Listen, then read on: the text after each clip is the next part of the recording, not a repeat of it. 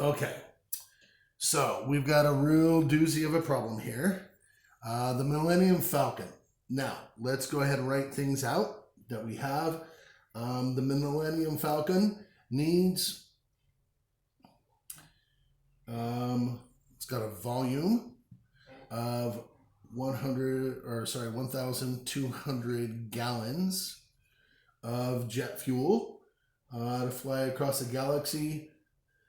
Temperature is equal to negative 270 degrees Celsius, and it is asking for the pressure in kilopascals. Okay, so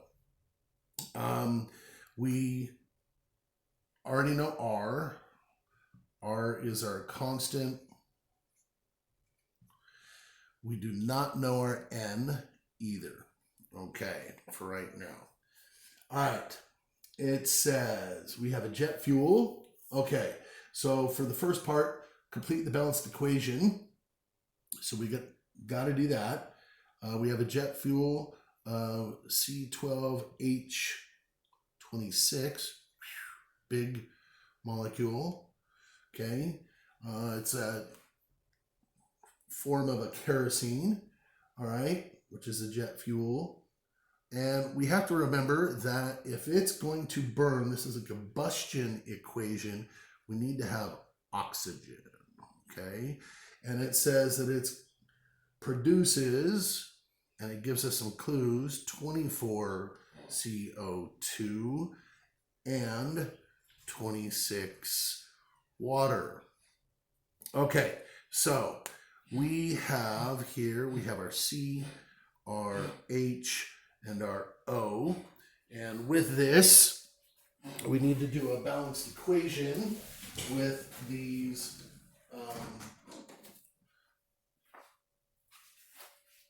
atoms or elements. So we're not going to worry about this side right now because we don't know what our total balance is. Okay, we still need to plug in our coefficients. We do know this side though. So we know we have 24 carbon dioxides. We've got a lot of oxygen. We know we have 52, right, hydrogens. So we have 52 hydrogens. Okay, so that being the case, we know we need to have 52 hydrogens over here. We need 24 carbons as well. So that's sort of easy. If we plug a 2 in right there, that will give us our 24, and 2 times 26 will give us our 52. Now, we need to also figure out our oxygen. So we've got 24 times 2 is 48 plus 26. So 48 plus 26 is going to give us 74, sorry, 74, and 74 divided by 2 is 37. So we need to plug a 37 in there. Okay, so now we have our balanced equation, all right, for this. And so we need our coefficients. And remember, our coefficients are what will help us. So because we're asked about the jet fuel, this is a jet fuel. We know now that this 2 is our 2 here. Sorry, our 2 for jet fuel. And that would be C12H26. Okay, so I'm now going to erase the balanced equation. And we want to figure this out. So we have, and we need to convert our temperature, remember, has to be in Kelvin. So we're going to add 273 to negative 270. That would now change our temperature. Now is going to equal to 3 Kelvin. We need to change our gallons to liters though. Okay, because volume in gallons does not work.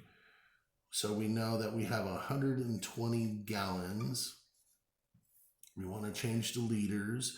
We know that 1 gallon is equal to 3.8 liters, which is equal to, if we crunch it into the calculator, we're going to get something along the lines of 3.8 times 4,560 liters. So that's our new volume. So our volume is equal to 4,560 liters.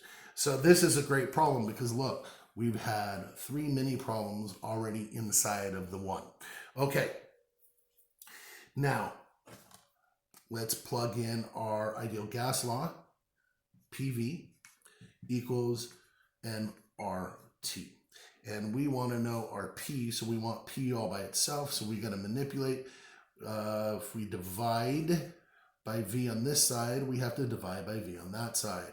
Okay, now let's just start plugging in the numbers. So our P is going to equal to our N, which is 2, times our R, which is always going to be 0.0821, times 3 for Kelvin, all divided by our volume, which is 4,560 liters.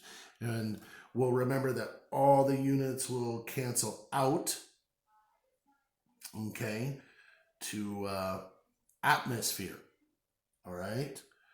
So when we do this and we punch it into the calculator, we end up getting 2 times 0.0821 times 3 divided by 4,560 equals, we get 0.000108. Now that's atmospheres. So now we have to convert that over. So we have 0.000108 atmospheres. And we know that we have 1 atmosphere equals 101.325 kilopascals.